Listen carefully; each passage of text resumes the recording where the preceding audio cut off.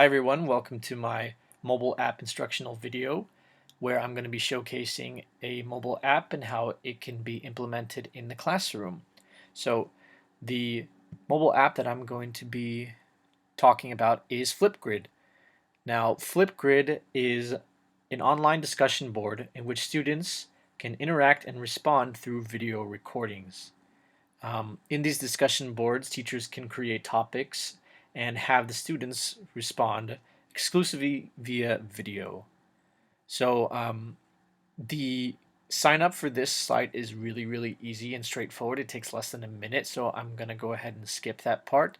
But the site does provide two videos on how to use it as a teacher and how to use it as a student. So I'm going to play the teacher one real quick.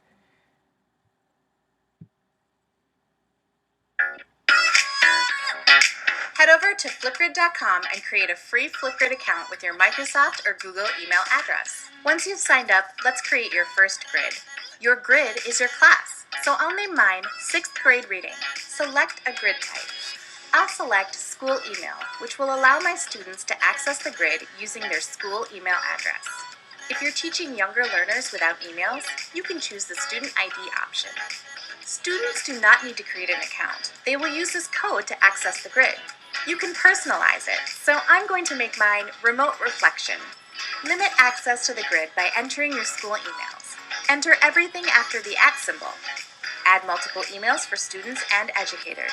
Now that your grid is created, you'll see that we have automatically created a discussion prompt to help introduce Flipgrid to your learning community.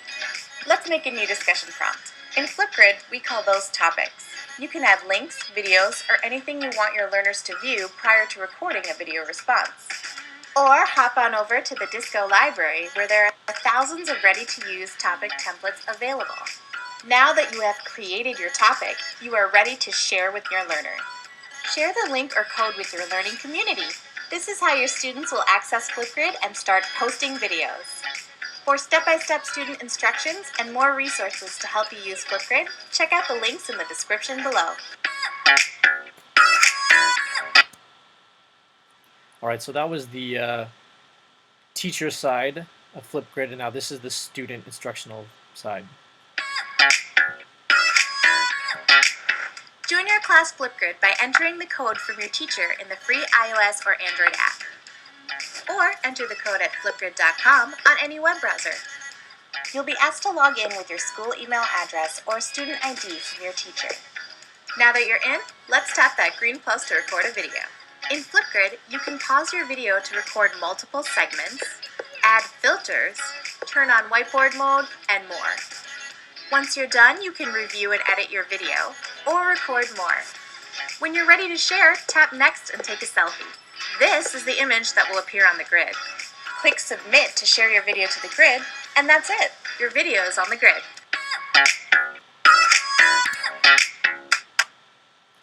Okay, so I went ahead and I created a grid or community. You know, they identify whatever community of learning that you're in charge of, whether it be like a period or a classroom, as a grid. So I named mine American Literature, just a made-up one. And in this grid, I posted 2 discussion topics, one on symbolism and one on juxtaposition. So if you were to click on the symbolism one, we have the discussion and the directions right here. Discuss what symbolism is and what are some examples of symbols found in The Fall of the House of Usher. That's one of the stories that my 11th graders are reading. And so you would click here to record a response and then share it for everyone in this grid to see. As an instructor, you can also share the topic, and you can put it on your Google site with the embedded code. You can share it onto Microsoft Teams or Google Classroom or whatever platform that you're using for your class. And you can also put it on the Remind app. So if you have the Remind app and you're using it, you can link Flipgrid and send a notification directly to your students. So I also have an example which is being used in one of the classrooms that I'm in right now, which is U.S. history. And so the assignment was for the students to get into groups and for them to choose one of the philosophers, because they were discussing um, the U.S.'s the government's founding, right? So they choose either John Locke or Thomas Hobbes and answer the question, what is good government, or what is the purpose of good government? They are to record themselves as either Hobbes or Locke and answering the question in 30 to 45 seconds. And these are the rest of the stipulations that their teacher set. So I just wanted to present like a small snippet of one that I found pretty funny. Mr. Hobbs, what's the purpose of government? There's this thing called state of nature. You know how dangerous it is? Yeah, so every man has to agree with each other to keep peace, and the government has to protect that peace. If the government didn't protect that peace, you would all die. So there you have it.